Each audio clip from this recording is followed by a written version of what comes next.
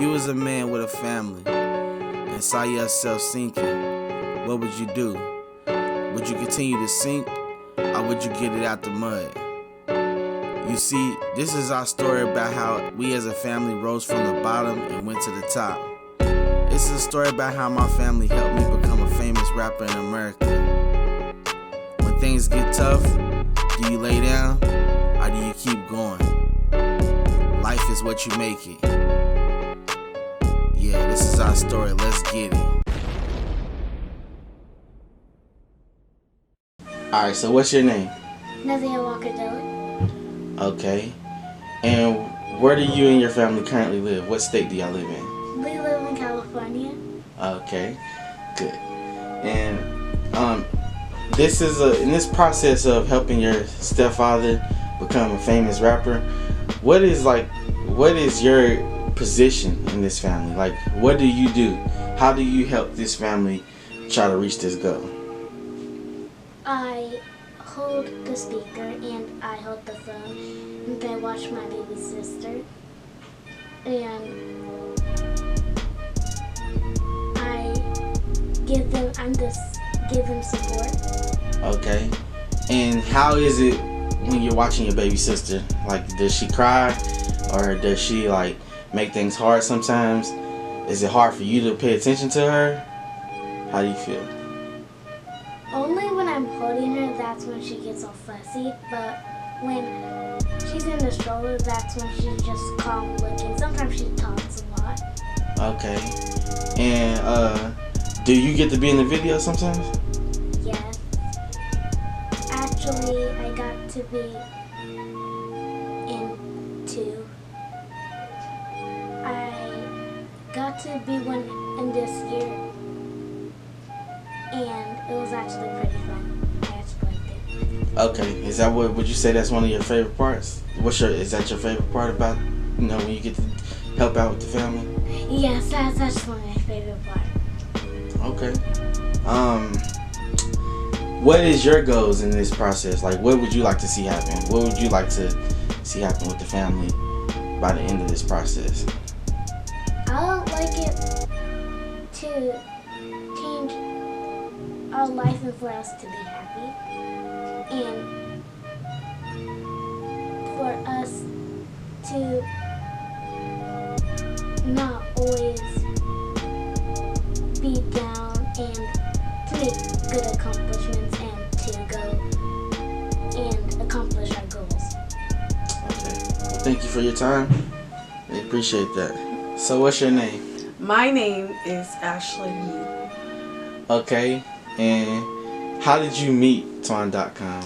I met Twan.com on Plenty of Fish. It's an online account. Okay. And what's your backstory? Like, what was you doing before you met him? Before I was meeting him, I was pretty much working and just going through life, basically, like being a single mother and just taking care of my daughter and just trying to have a stable home for her in school and things like that. And I just was dealing with a whole bunch of people, like family, friends, a lot of their basically they really didn't want me to grow. They stated that they wanted me to grow, but their actions showed otherwise, and so I had to fight a lot through that. And so I was also dating someone too at that particular time, and unfortunately it just did not work out. The exact day that it did not work out, I literally told that person that it's okay, I deserve better than this, and that's when I went on to the online account. And as soon as I went into the online account on Plenty of Fish, I basically was just saying God's not gonna drop somebody to the door and knock on it hey, your husband's here. He's not gonna do that. You have to find, if that didn't work out, you still have to find another way. And so that's when I went onto the online account, and literally he was the first person in my inbox that had pretty much just sent a little message, and then I responded to it after I looked at the pictures as well, and I was like, oh, okay. So then that's when we kind of communicated back and forth through the inbox, and then I was able to talk to him over the phone. It was nuts how everything happened, but I just knew that for a fact it was God that sent him to me into that, because I literally thought I was gonna have to go to like a whole different state just to find a husband, because where I live at in Stockton, California, all the men are like shit. They're like, nothing. You just don't even worry about it. So the fact that I was able to find him through online account, and he's from like out south, out in Kentucky, I thought it was like a win-win situation. And he liked kids and things like that. It just worked out. And he was the first person that actually showed me that he will come to me. Although he stated that he will come, I didn't really believe it because of my past history of people like saying that they're gonna do something but then don't do it. But he actually did. He literally came like every day or at least once every week, even with what he was doing, which was going to school. He was playing football. He was also working all at that time and still making way for me to be inside of his life, you know. So I'm like, damn, he's literally doing all of these things but putting in time for me by coming all the way from Gilroy / San Jose all the way down to Stockton through a bus / train. So it was just kind of nuts, to be honest. And I was just like, okay, see, this is God right here, you know.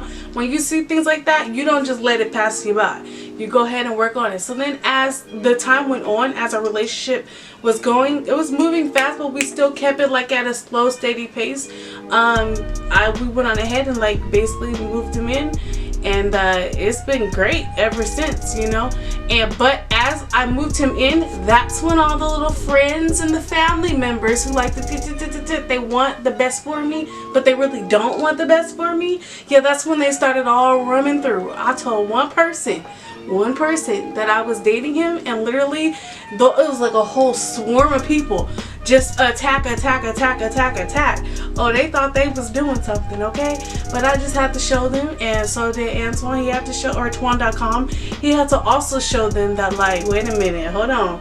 Y'all may have been, you know, dealing with Ashley, but y'all not gonna just deal with me. So it was like a lot that we had to battle between all these different people, but we were definitely able to be strong enough to take care of it, handle it. Long story short, I do not talk to none of the family members nor the friends, because at the end of the day, you have to teach people how to treat you. And the way they were treating me and him, for me, that just didn't fly with me. It wasn't cool at all. And at some point in time, you just have to let people go. It's actually a good thing, you know. So it was a season for everything, and it was just time for them to go, so that way I can move on with my life and be able to be a better person for myself and family, because now I'm not a single parent anymore, you know. That's the good thing about God. He will show you that there's a season where you are a single parent, where you don't have the people that you thought in your life to be there, and then there's a time where you're no longer a single parent. We actually had another child. She's 2 years old now, and so now I'm not a single parent, or I'm not just with one child, I have two now. So it's like, you know what, when your life changes, so does the people around you and the people that you connect yourself with. And so I'm just very grateful to be where I'm at now, and that's pretty much how I met him, you know, and my life story in a sense. There's plenty more to it, but this is just a gist of it, to just kind of put it all in one. Okay, so how do y'all get to the point of basically the rap and becoming a famous rapper in America? How does that happen? So he had already stated to me that he basically liked rap. He always did it since he was a child. He just never really had the opportunity to be able to do it, and when he did have the opportunity, he kind of went into certain seasons where he was able to do certain things, but then it kind of got to a halt, because at the end of the day, he still wanted to do football, you know. So he had to actually put the rapping career to the side. And so once he met me, I started to see that he was asking around at different places, like, how much you guys charge for me to rap here? He was asking friends of mine, like, how much you guys charge to be able to do this? And I noticed, like, they pretty much just had laptops, the people that he was asking. And so I'm like, well, what's stopping you from being able to do that? At the end of the day, he had already told me that this is what he does. So if this is what you do, then why pay somebody else to do what you already know how to do? You see? So I found out that he just needed a laptop, so I went on ahead and I purchased him a laptop for Christmas, so that way he can be able to make beats on this laptop, make music, do whatever he needs to do as far as rap is concerned, so that way he can do it on his own, and he don't have to pay nobody. I'm tired of people saying, oh, sorry, no, can't do it, but yeah, scratch that. Look, you know how to do it, do it yourself. In this world, ain't nobody gonna help you with nothing. you have to, especially in 2021, you have to do things on your own. And so that's just kind of how I was able to assist him to where he can get the rapping career started. So he practiced every day, learning different beats, learning how to figure out the tools that he needed on the laptop, what programs you need to upload, what programs you download to be able to have it done. And he made a way and got himself better and better. At some point in time, we purchased a camera. When we purchased a camera, he was able to now record. I was able to help him out with recording the certain videos and things like that. And through repetition and practice, it just got better and better. And so that's basically how the rap stuff started. You got to start somewhere. He literally, the whole time he's been growing, all the years that he's been on earth and things like that, he's been perfecting his craft. So the fact that he got the laptop, that was just basically the little, you know, the resources, the icing on the cake that you need to just make it all happen, you know? So that's how that happened. Okay. So what is your ultimate goals of, like, just in this process, like how, like what is you like you how would you like to see things turn out?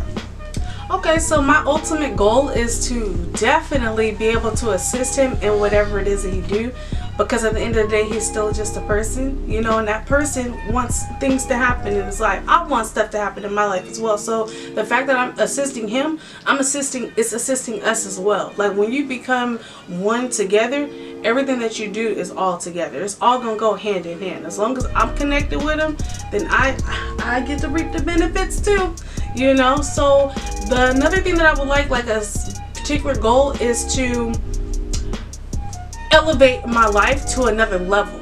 So I told you guys how I was a single parent. I told you guys how I met him. I told you guys that now we got a kid together.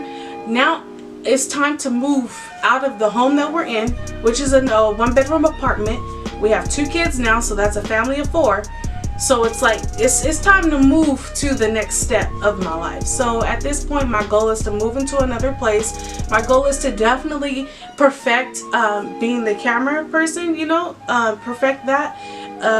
Another goal of mine is to be able to like get the particular clothes that we need for videos, because when you do videos, you can't be seen in like the same thing. They're gonna be like, wait a minute, hold on, didn't I see? You gotta have literally the material to do everything. It's not just, oh, let's get the camera, here's the person, let's take the picture. No, it's way more to that. So another goal is to just have the resources, which is money, to be able to purchase the clothing and purchase other things, you know, to be able to make stuff happen. So resources, which is finances, a bigger place because there's not a bigger family, and I would love to get out of this environment. The environment I live in is called Stockton, California, and if you guys know about Stockton, it's not the best environment to raise kids or have a family, and I've been here all my life. It's just time for me to just you know, level up, as they say. Level up, yeah, level up. So okay, that's gonna do it. Thank you. All right, thank you. So my name is Twan.com, and the whole point of doing this show is to document like how we got here, how we're gonna get to where we want to be at. And I feel like this is an opportunity to capitalize and actually be a pioneer and show people to document your life, document your challenges or whatever. So like in order for y'all to even understand how we even get to this point, I have to walk y'all through like I would just start how I got to California. I was born in Louisville, Kentucky, raised by Miss Patricia Silver. That's my mother, and basically she raised me really well. Music has always been a part of my life. It's always been something I have a passion for. It's always been something that I've worked at. You know, I wasn't always a really good artist. You know, I feel like I'm just now getting into that territory where I'm a polished artist, and I'm 32 years old, so it took me to 32 years to get to this point. To get to this point, how we're shooting this documentary, to make a long story short, I used to be married. I got married very early in my life. I was married for about 4 years. I was in a 7-year relationship, and when I left that relationship in 2015, I left that relationship because I wasn't getting no support. I was with somebody who did not see the bigger picture in life. So the only thing they really saw was like how like only thing they really saw was like how you supposed to just go to work every day 9 to 5 and just be miserable. And I can't do that. Like I've been having jobs and working. See, that's a part of the problem. Some of the shit we got to deal with in this house. I live in a 1-bedroom apartment currently, and this is some of the shit you got to deal with. When you recording music, you got to deal with babies crying. When you trying to make it, you got to deal with babies crying and not quiet, not silence, not being able to just have the time you need. And that's why I feel like it's important for me to document this series, because it's gonna show everything I have to fight through, everything I have to go through, just in order for me to turn something to reality. So back to what I was saying, the 9 to 5 thing, I could not do that. I can't. I have bigger ambitions in life. So whenever you with somebody in this life, and they don't support your dreams, they don't support what you feel, then you gotta separate yourself from that, and you gotta be able to like go out in the world and chase. So once I left that relationship, I moved back to Kentucky. I was in Ohio during that relationship. I moved back to Kentucky, and basically I was trying to work and trying to figure out things, and I was just realizing like everybody there in Kentucky, they pretty much doing the same thing they've been doing their whole life. I feel like I wasn't gonna really get nowhere and being in that situation, so I decided to take matters into my own hands. One of the things that motivated me to move is like I wasn't done playing football. I wanted to play football again. Like I wasn't really able to play in high school, because in high school I didn't really have a work ethic as far as being a student. And as you all know, in school you have to be a student athlete. So I really only got to play my freshman year, and I didn't really get to play no more after that, because my grades was, I had all F's after that first year. So basically the rest of your high school career you would have to pretty much spend making up that time, and that's just a really hard thing to do to get back to being eligible for sports. So that was something I didn't get to get out of my system when I was younger. So I knew that I wanted to do that again. So I began to look at schools and how I could find a way to play football again.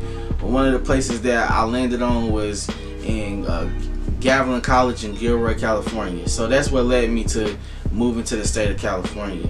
Now during that process, this is like my advice for people who's like looking to move and looking to like do something for themselves. Like move, bruh. Like jump off the ship. Even if you only have 1 penny. I mean, not literally 1 penny, but you know what I'm saying. If you have the opportunity to go somewhere, or if you want to do something, there's never gonna be a right time for you to do it. So you just gonna have to jump. You just gonna have to do it, bro. Like there's never gonna be a perfect time for anything in life. You know what I'm saying? So don't never let situations not being perfect make you stop. So when I left Kentucky, I left with 1 bag, and that's it. I didn't have no contacts out here in California besides the school that I was trying to go to. I didn't have no friends. I didn't have no family. I didn't have nothing when I got out here. There was a person that I worked with at Chili's in Kentucky, and basically when I worked, he came out here like he came out to California a couple days before me, but even he didn't know where he was gonna stay at. So like we really didn't have nothing. You know what I'm saying? Like, so it turned into a survival game. You know what I'm saying? Like with me trying to stay just so I can be able to play football. You know what I'm saying? Like, but I am a survivor, so I was able to, like figure things out. I found a roommate. I got a job. But I want to let y'all know, like during those first couple nights after arriving here in California and not having no friends nowhere, there was a lady in a Hilton Inn hotel. She let me sleep on the lobby couch one night. Then she hid me under a table. She hid me under a banquet table for like 3 nights, and then she told me she couldn't do it anymore because she felt like people was getting suspicious of what was going on. So there was an abandoned car in the parking lot of that hotel. I ended up sleeping in that for about 3 nights, and the whole time I'm going back and forth to football practice. On my free time, I'm walking around the whole city of Gilroy, trying to find a job, trying to figure out how I'm gonna make money, trying to figure out my living situation, trying to go to churches. And you would think if you believe in God that like a church would help you out, or some like the Salvation Army, all these different quote unquote resources that's supposed to be in the United States to help you. They all was like, no, they can't help me. They didn't have nothing for me. So with them not having nothing for me, basically I just was walking around. I remember this day. It's about 6, 7, 8 days into being in California, and I'm like, man, if I cannot find a place to stay, then I'm going to be going back to Kentucky pretty soon. You know what I'm saying? I'm pretty sure like this was like this is my last hope. You know, I'm going into a 7-Eleven and I'm getting a lottery ticket because I'm trying to just play a scratch off and hope that I can win just $1,000, $1,500 something, so I could just like put myself in a hotel, so I can just figure out what I need to do. You know what I'm saying? Like, so in that process, I end up scratching off the lottery ticket when I came out to 7-Eleven. It was a loser, so I'm down at this point. I don't know where to go. So I walk up the street, and when I go up the street, there's this black guy.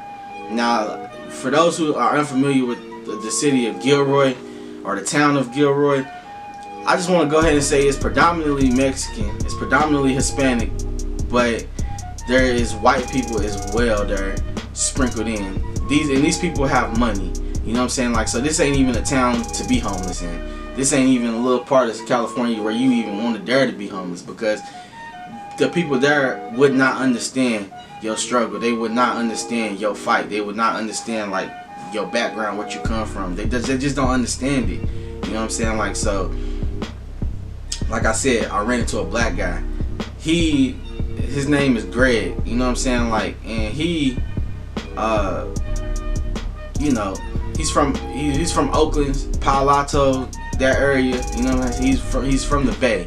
You know what I'm saying? But he ended up down there because of certain situations, which I can go into a little bit later on. But he, you know, I ended up talking to him. I was like, man, hey, you know anybody who's renting out any rooms, any hotel? He's like, you ain't checked the hotels, you ain't checked the motels and stuff. I said, man, I'm staying in a hotel tonight, but that's all I got, man. Other than that, like, I'm here to go to school, try to play football and stuff, but if I can't find nowhere to stay at, then I'm not going to be able to accomplish this goal. I'm not going to be able to achieve this dream that I had of trying to play football. You know what I'm saying? Like, so, basically, he was like, he ended up saying, like, man, I do got a place, but, you know what I'm saying? Like, I don't know, I just need to think about it. You know what I'm saying? Like, so, he gave me his number, and he said hit him up tomorrow, the next day or whatever, and he said that, you know, he'll have an answer for me if he would let me stay with him.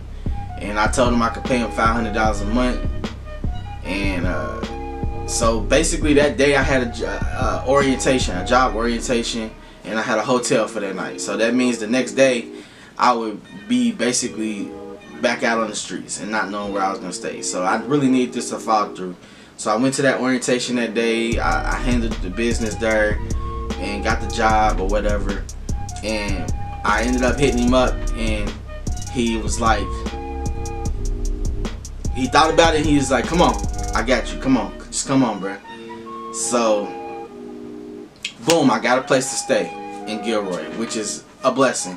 Half the people that came out there at this time with me, like, I know 3 or 4 young men that had to go back to home, wherever home was. They had to go back because they didn't find no way to be able to survive out there. They didn't find no way to be able to stay out here in California. So, you know, like, that's how I know that I'm a survivor. That's how I know that I got that ability to make something happen, bro. You know what I'm saying? Like, so basically, to go through that process, basically that whole time in Gilroy, I faced nothing but obstacles. I faced nothing but people doubting me. I lived next door to a racist neighbor who would call me fat, black, ugly, everything under the sun. And this was a Hispanic lady, you know what I'm saying? And she was the nastiest lady I ever met. But I faced all of that. I walked up and down Gilroy to my job, from work to school, back from school. People did give me rides. I don't want to sit here and say that, but was it consistent? No. Did some of the people stun on me and say, "Oh, I got your back"? Yeah, they did, but then did they really have your back? No, they don't. So like, you have to deal with that and still be a good person, still be a good teammate, whatever. You know what I'm saying? I worked my ass off, became the most in shape I ever became in life, defied the odds, and staying out here in California, only to be around coaches who did not believe in me and did not understand that I was a good person, a good player. They didn't understand that. So, you know, that's just giving you a backstory of like everything leading up into me doing this documentary or this reality show about becoming a famous rapper. So things did not work for me. So like, basically with me meeting my girlfriend Ashley, you know, we became very close, and she had her own place here in Stockton, and she always left the door open for me. It was like, look, you can come whenever you're ready. At that point in time when everything was crumbling, I decided to make the move and come on up here to Stockton. And you know, like, in doing that, I want to say, when you play sports as an athlete and it just gets ripped away from you, you go through this depression. Like, you know, you go through this time where like, you just go through this period of life, bro, where you don't know what you want to do, you don't know what is next, and you have to fight through that depression in order for you to start to rise up and start to be able to live life again and become who you're supposed to become. You have to fight through that and go ahead and just like put all that to the side and become who you're supposed to become, right? So with that being said, I basically decided to just go ahead and just start trying to become an entrepreneur. I know that for the first year and a half up here in Stockton, I worked at Olive Garden, and working at Olive Garden, bro, it's the same old dead end shit. Every job you work, you give your best, you give your all, only for an employer not to respect you. People talk hella shit to you on these jobs, and then if you even say anything back, especially as a black man in today's society, everybody feels threatened. They feel like you're belligerent, they feel like you're going crazy. And ultimately I was fired from that job because I would speak my mind. You know what I'm saying? Like, and it was when I was fired from Olive Garden that I knew I had to get back into doing what I want to do, and which is entrepreneurship, which is becoming who I'm supposed to become. Ashley, my wonderful girlfriend, she bought me a laptop, and that's how, like, you know, I ended up getting back into music and getting back into like wanting to pursue my music career again, right? So at that point in time, it's mastering, like, how to mix, how to master, how to properly record, how to even make beats once again. You know what I'm saying? Like, so that's where we get to the part where, like, alright, I want to become this famous rapper, and this is what I'm gonna do. And not necessarily because I want to become a famous rapper, but I want to make this money so I can change my life, so I can change my family's life, my future generations, and basically that's how we get to this situation. So moving forward from here, y'all will see the documentations of how we're gonna chase this dream. And the first very clips we're gonna give y'all is from how we was doing Smile, how we was trying to figure that out, how we was trying to do, how I recorded the music, how we shot the video, the things that transpired, and basically we just gonna show you the journey from this point on. I hope that y'all, if anybody can take anything from this story, from this situation, is don't give up, keep going, keep trying, keep grinding, and you don't have to be doing nothing illegal out here in order for you to make your dream come true. You know what I'm saying? Like, so for all the dope boys and all the thugs and the killers and the robbers and all that shit, perhaps you don't have to be doing all that to get to where you want to be at. Sometimes you just need to have a little faith in God. So yeah, let's get into it. If you was a man with a family and saw yourself sinking, what would you do? Would you continue to sink, or would you get it out the mud? You see, this is our story about how we as a family rose from the bottom and went to the top. This is a story about how my family helped me become a famous rapper in America. When things get tough, do you lay down or do you keep going? Life is what you make it. Yeah, this is our story. Let's get it.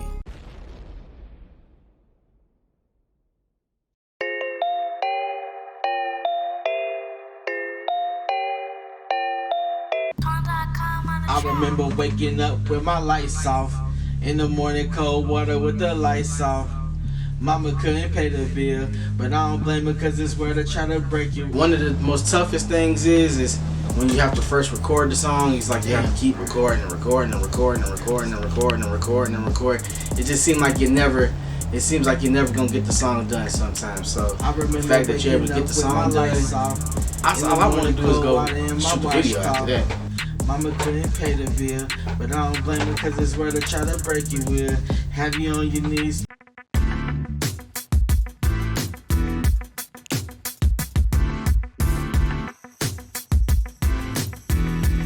Alright babe, so Yeah. I'm trying to do this video today, so Okay.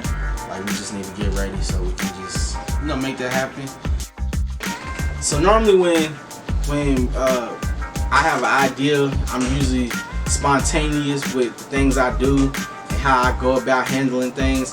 So usually when I have an idea about like shooting a video, I'm usually like just ready to go as soon as I think about it, you know what I'm saying? And I know that's kind of crazy, but like, you know, I feel like that's when you get the best footage, when you just do it. I know that like you gotta go before it get too dark. Let's just try to get the kids ready so we can get that figured out, okay? Okay, and so which video are we doing today? Now we're gonna do the smile video and just use the river. Okay, so I'm just trying to figure out, like, you think that's a cool idea or whatever? Yeah, I think that's a good idea. I got a couple of ideas, so let's just go ahead and get that. So we walking to the river right now. We getting ready to go make this happen, and we gonna see. We'll see y'all there. So now you go.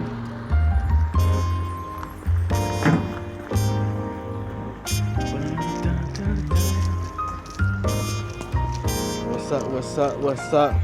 Yeah, we going.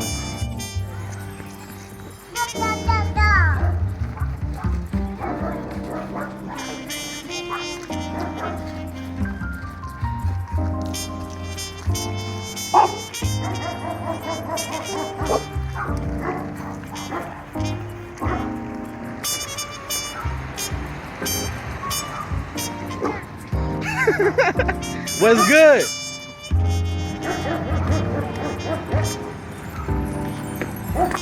Woo, woo, woo, woo, woo, woo, woo.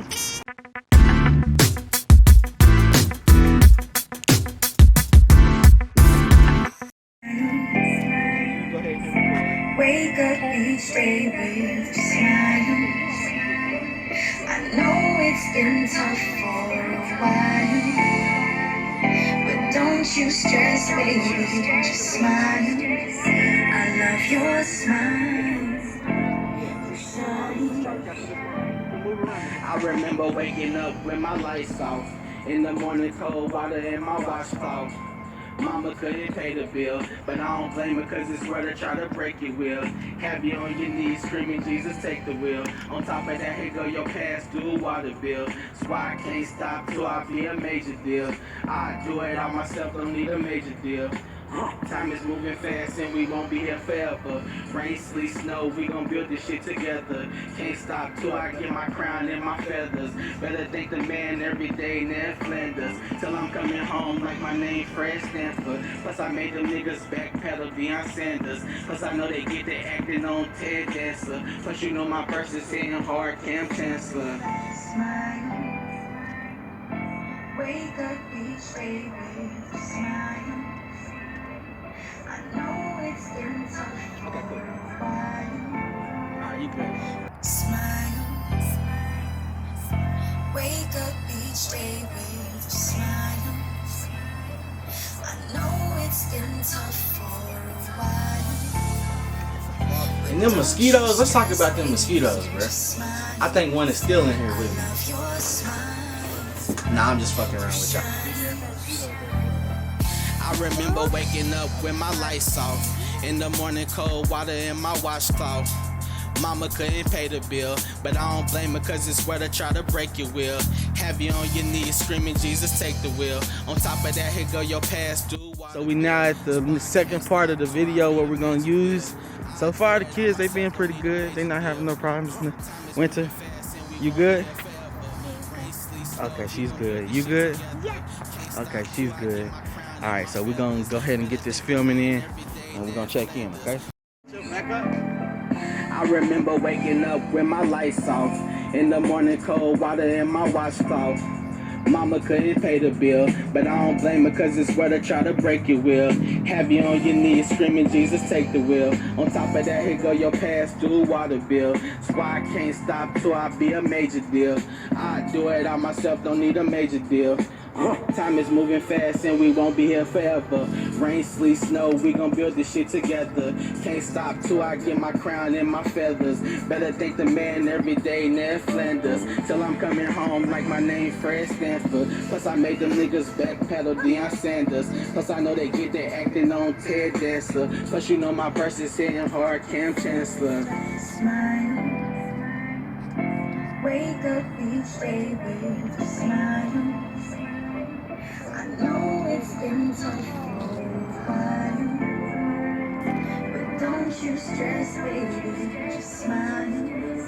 I love your smile, you shine. All right, y'all, we just wrapped up at the park or at the river. We just wrapped up. It's a heck of mosquitoes out here today, so that's kind of weird. But yeah, we just wrapped that up, and now I'm gonna go home and edit the video and make it a finished product, and we're gonna put that out and distribute that out, okay? So as y'all see, wifey's good. Say hey, baby. Hey. Kids is good. Y'all Everybody's say straight. hey.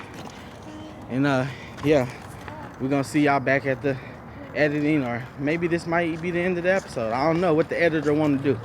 So yeah, y'all stay tuned.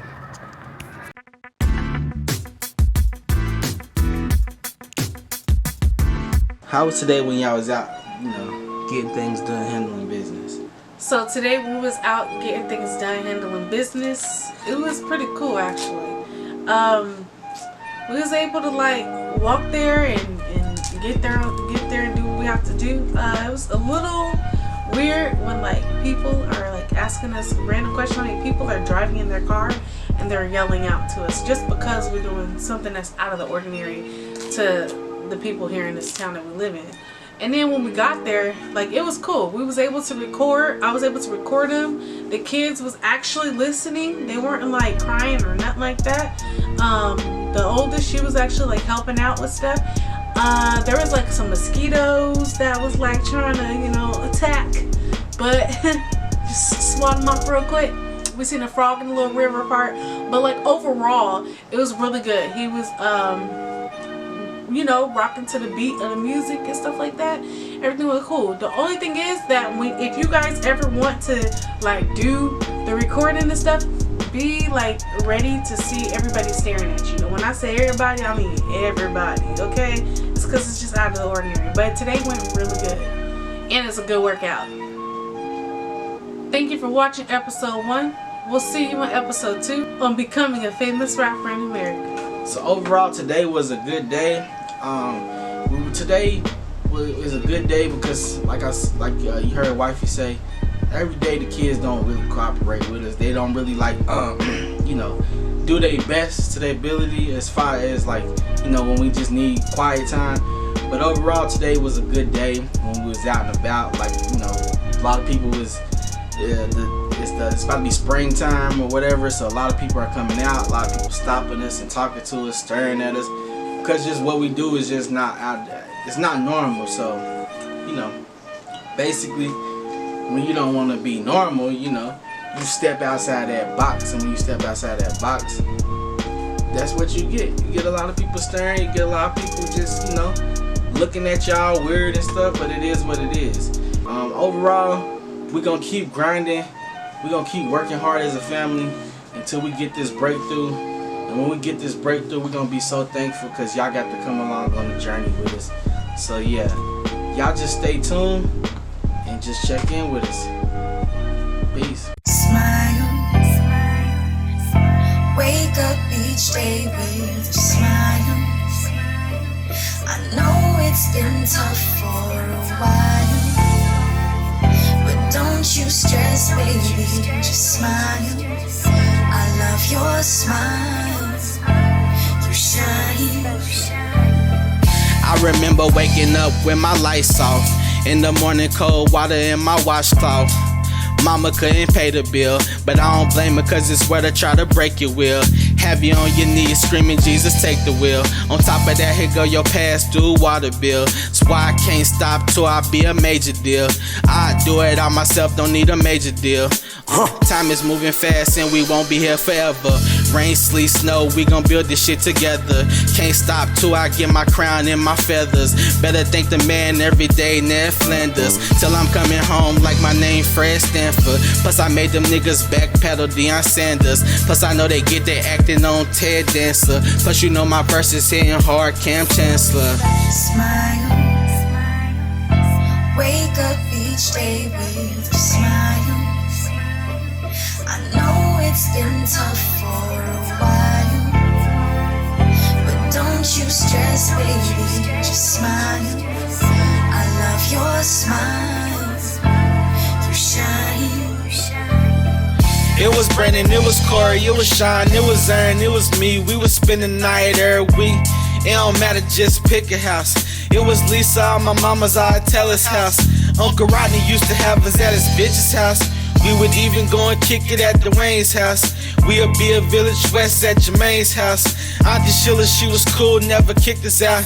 Damn, them days is long gone, but that's all a nigga think about. At Wayne's funeral, still can hear Ashley sing aloud. Geraldine's funeral, we was pallbearers carried out. Rest in peace to Nikki, cause that's all we really care about. Rest in peace to Michael, cause that's all we really think about. Car boss, can't believe you gone. Damn, it fucked me up that your ass really gone. For my little nigga, we gon' have to be strong. Smile. Wake up each day with a smile. I know it's been tough for a while, but don't you stress, baby, just smile. I love your smile.